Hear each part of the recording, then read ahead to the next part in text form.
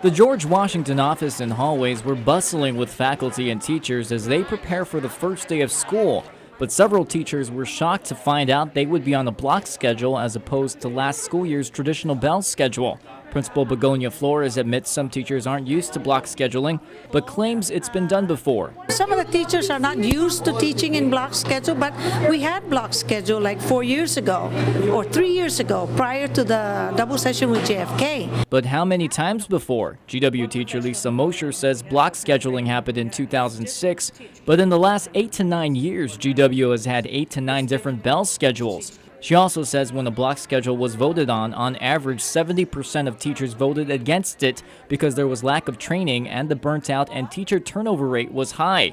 Given those results, we ask her, why doesn't the administration listen to their concerns? Well, that's a good question, and another question I would add to that is, if it keeps resurfacing and we stay on traditional, and then in this case it keeps resurfacing and then we're finding ourselves on it, what professional development have we had? What kind of training have we had? It's different to teach kids for 100 minutes or 90 minutes.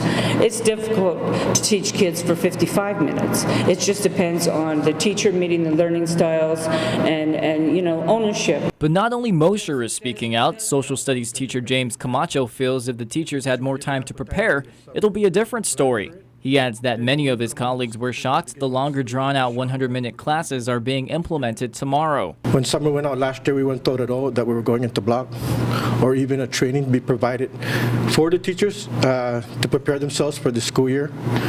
And the second part, I put it as a scenario where you send a soldier into war without providing him bullets and guns to fight the war. So they don't know what to, And although we're professionals and we can't handle it, it's just that at least give us an ample time to prepare for it, not just the last day and hit it with us and say, oh, you're going into block and deal with it. However, the principal also argues SAT scores are higher when students are in block scheduling. But other teachers refute her comment, saying a shorter bell schedule did the trick. Nonetheless, Flores says the additional time for students is beneficial. Josh, this is all about student-centered.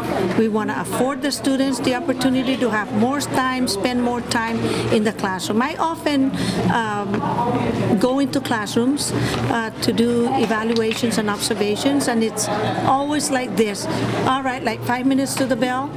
All right, put your stuff together. We have 5 more minutes for the bell to ring. We'll continue tomorrow.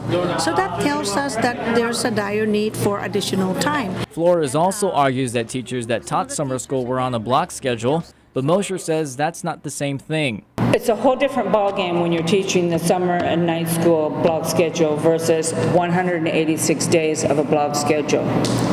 When you're doing the summer and the night school block schedule, that's only at the most 4 to 6 weeks. And like I said, the kids, their backs are against the wall. They know that grandpa, grandma, mom, dad, everyone's saying, don't give up, you're almost there, you can do it. In the end, Camacho says he doesn't mind going under block scheduling. He just wishes the administration would hear the concerns of GW stakeholders and give teachers ample tools and time to prepare. We voted for 3 years in a row and we voted it down.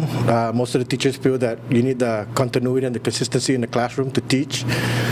This is a different approach, it's the block scheduling, which is okay with me, but at least I wished I was given more time to practice, study, and prepare, and at least a little ample training to understand the block scheduling. Josh Tikenko, PNC News.